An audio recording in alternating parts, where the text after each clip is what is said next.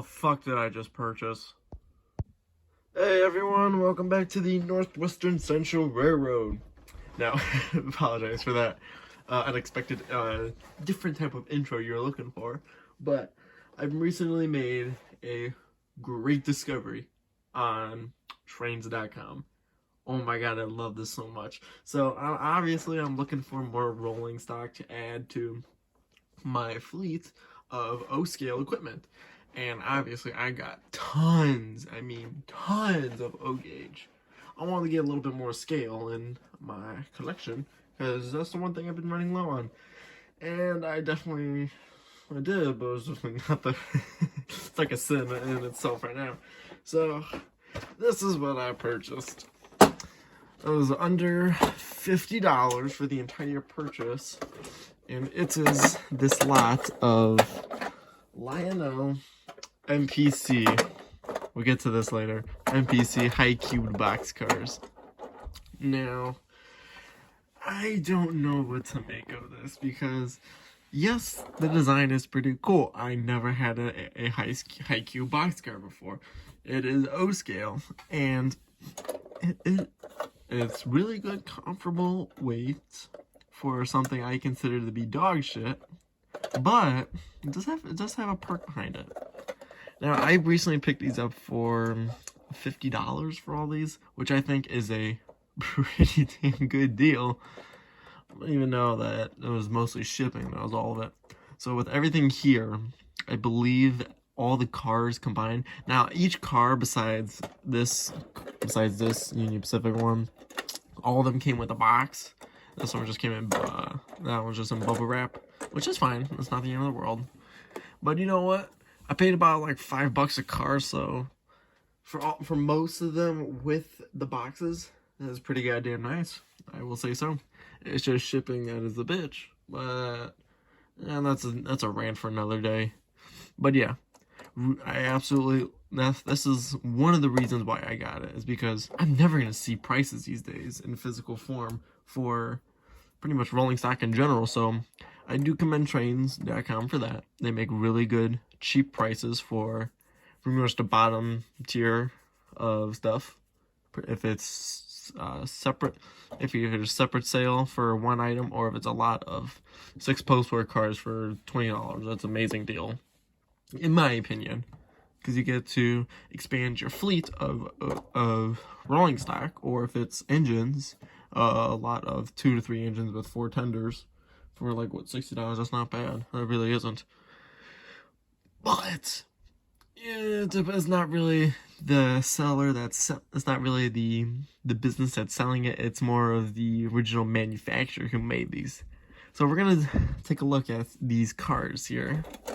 And we're gonna start with, obviously, the ones I've shown in the box, because that's gonna be the most viewing out of all the cars here. So let's get going with the Santa Fe boxcar.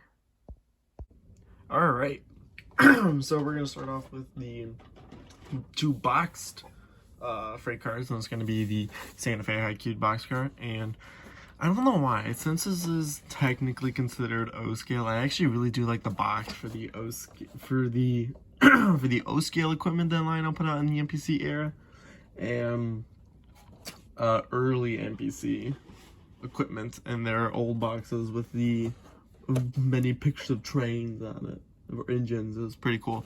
So yeah, either way, I want to show just those 2 because, well, for me, I think they're unique for my MPC boxed train equipment, because I'm pretty sure they're both these are 2 different designs. So yeah, let's get going with this one. So we got big O scale rolling stock. We got this ATSF name right here with the product number. Up on top, we got made in litho in USA. Build with O27 scale accessories to make your layout grow. Track, remote and manual switches, crossings, transformers, remote uncoupling track, bumpers, girder bridges, and trestle sets. It's a nice drawing here of the certain type of stuff.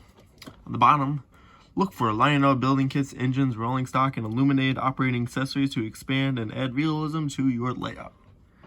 I do like the Allegheny engine and the automatic crossing gate, and I believe that was featured in I believe it was a starter set with a U30 with the GE U36B, and I have seen of someone do a review on. I believe it was Mike from Toy Train Tips and Tricks. I believe that's who did it. So yeah. Then we got on this side, Lionel, a franchise, a division of the General Mills Fun Group Incorporation, Mount Clemens, Michigan, 48043. I believe that's the address name of the building that the manufacturers are at, or at least their big headquarters. Fun Group. I don't know what that are. You supposed to mean like Fun Dimensions? Because that's where the original company owned by General Mills was running the Lionel brand. I believe it was Craftmaster. Yeah, I think it was Craftmaster is all the other brand they owned. I really like the back of this box because it's actually kind of comical that they're showing a definition. They're showing like an example high cube boxcar with the exact boxcar that I have here, which I think is kind of cool. Makes this a little bit more unique. Also, look for these features on Lionel's high cube boxcar, over a ½ inch higher than standard boxcar, which I'm assuming is their traditionally sized 64 cars. High cubed white markings on ends, opening doors, crisp, authentic markings. I highly doubt that, but okay. Great detailing, it's mediocre. Metal fast angle wheels with needlepoint bearings. Everything on this goddamn boxcar, or all the cars I own, has plastic on it, except for the wheels. So yeah, let's get this sucker opened up. Here's the side of it. We're gonna take her out neatly. Now, since this is a NPC equipment, I have experienced this only once in the past with a purchase, and that was the bundle of March trains I got with a included NPC Lionel Slopeback Tender for Rock Island. And I noticed that they use these plastic pin connectors to keep the wheels in, and that's what they use on every single boxcar that I bought at size 1. I hate these plastic pin connectors so badly because I'm just gonna show you if I can take off the frame, just bending the mold of the shell. There you go, off just like that. And I hate these little fucking pins, or whatever you want to call them, because they're so goddamn weak. They're unreliable. Since they're made of plastic, they're prone to failures, aka breaking, if there's a heavy load that is trying to pull, and it's just really not fun to use these. It's just risky, and that's why I'm thinking about I'm probably just gonna leave the high cube boxcars at the end of a freight train rather than putting them in the front. So yeah, that was one. I'll put that over here. We're gonna do the Union Pacific car next in the box. And I actually really do like the box for this one. It's really nice. It's colorful. You got lots of pictures of trains on it, and it's so 70s. Like, it really shows its age. But I still like it either way. Lionel O and O 27 gauge specialty car. It is actually O scale, but that's just me. You actually see you have the car right there on it as well for display, so it's pretty cool. We got a little text here. Lionel, your expanding railroad will need engines. Lionel's wide variety of big diesels, electrics, and steam locomotives are detailed and realistic. No, they are not. They're O gauge, so they're not going to be exactly as what they are for the original real designs. The strong, durable pull motor trademark has power to haul your longest Is that a typo? Holy shit. Is that supposed to be like that, or just that on accident? Yo, I'm not sure then. Shit, I'm gonna keep this in a really nice place then, if that's how it's supposed to be, or if that's an actual typo. Ages 8 to adults. You see how that rating changed drastically in the next few years. Specialty cars add variety and fun to your expanding railroad. Not if they're made 100% plastic. Bold, crisp markings and bright, durable colors distinguish Lionel rolling stock. You are right. I'll give you credit for that. Authentic and highly detailed bodies are the best in the big train business. No.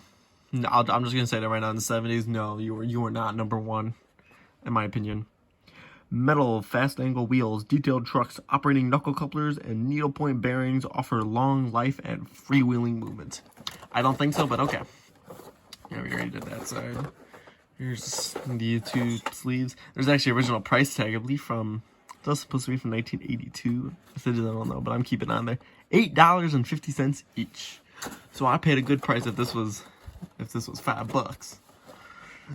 Building a railroad. It starts with the layout, more track, building, reverse loops, sidings, and adding main lines. Then comes the real railroading fun with the addition of trains, powerful engines, and colorful rolling stock.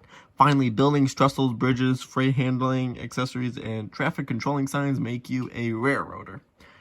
Yes. As you see, we got a few of their products here in the newly designed heavyweight passenger cars. I believe that's the old post-war design of the 4-bay hoppers. And then coal station kits, illuminated buildings, building kits, crossing gates, lights, automatic gate man, operating cars, water tower building kit, illuminated caboose. I believe that's, I don't know the name, so I'm not even gonna try it so I don't get yelled at in the comment section. Switches featuring the newly tooled dockside switcher. I believe that's what it's supposed to be. I definitely know it's a switcher, but it's pretty plastic. Signals, track, and trestles. Alright, so without further ado, let's get this $8.50 each high-cube boxcar out.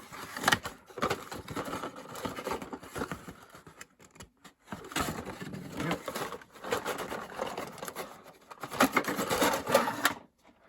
Perfect. And as you can tell already, since this is an NPC item, you have those plastic fucking pins that are in these trucks. I hate it because, you know what, they're just not durable. I would have been fine with a little metal pin or like a little rivet, a metal rivet, even though it's like made of tin or aluminum. I'll be with that any day of the week, because at least it's metal, something holding it. But besides that, this is actually a really nice looking car. It is really colorful. The yellow coloring pops out. I will say really nice crisp on the Union Pacific logo. I will say it is nice. There are a few scratches and paint imperfections right here. There's a little smudge. It's like a little, I think there's a few dot scratches there. On the roof, it's looking pretty good. Nothing really too major. So even though these cars, I can't say these are brand new. They definitely are used. They are actually kept in really nice condition. Especially this one. Because you don't see this brake wheel move. Yeah, it does. No brake wheel on that side. But yeah, really nice crisp lettering and labeling on this car. I can say for the same thing for the ATSF one. Really nice. Automated railway, cushion, road, load, don't know what that means, but okay. There's the build date on it, 76. There's all the special stats for this car. Alright, nice. And next car is my second favorite. Is the Penn Central one. Because you know why? I absolutely don't have any Penn Central equipment.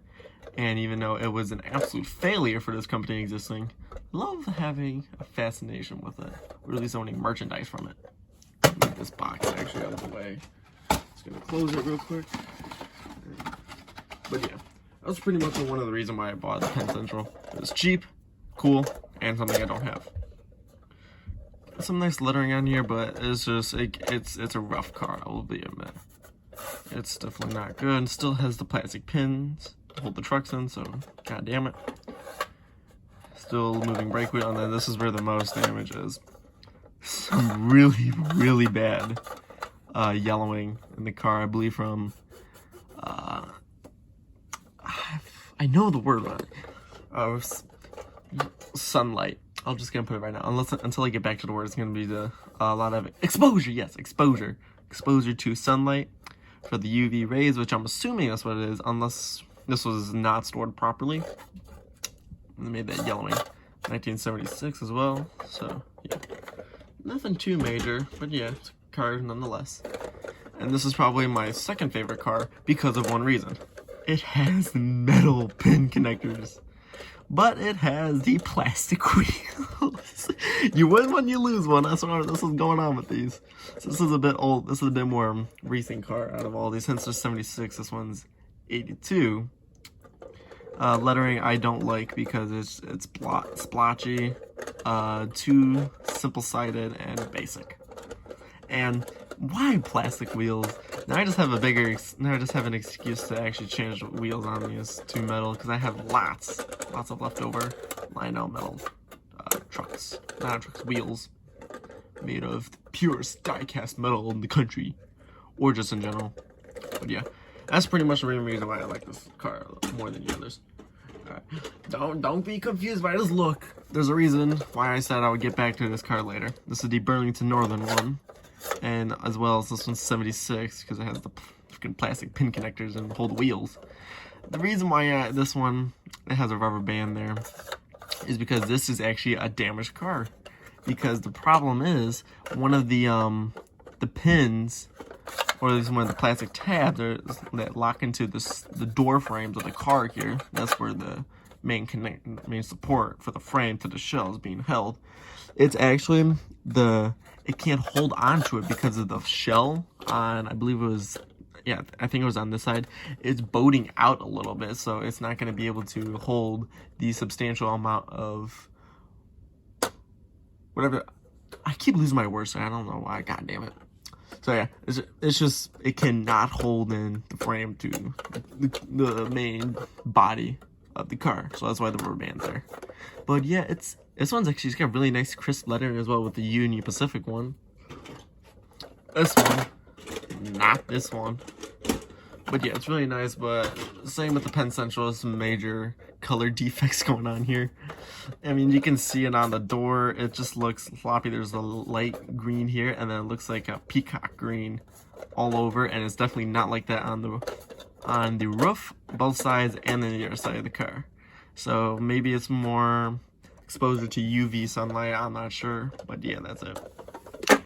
So yeah, that was all the cars here. We're gonna get these bad boys, or these things, onto the layout, and we'll get on behind a engine. So let's get that going.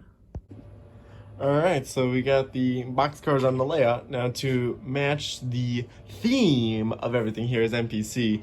I got my 8516 MPC yard side switcher from the Yard Chief set. Obviously, all of the 5 Hive Cube box cars. And then at the end, to match the whole thing together, I didn't have a real or scale MPC caboose, so I just put my 6916 work caboose at the end of it, which is from the Yard Chief set as well. So yeah, without further ado, let's get started.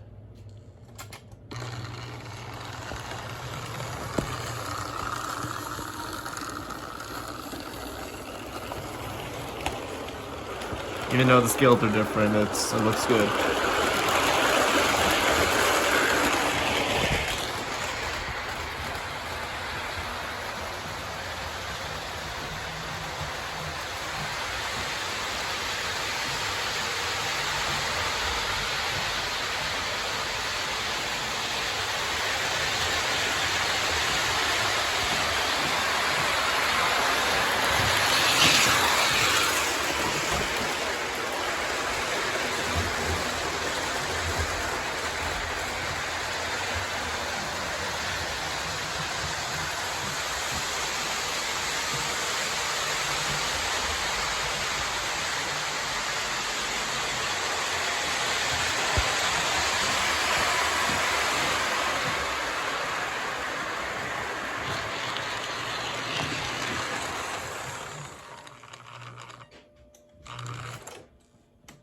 Alright, so that about ramps it up for this short run-in session with the freight cars.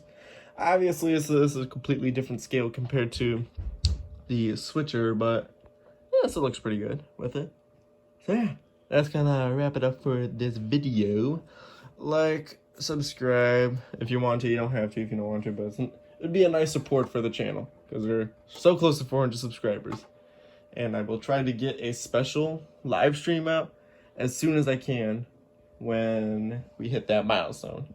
So yeah, that's going to wrap it up for this video. This is the Northwestern Central Railroad signing off. Have a very nice day.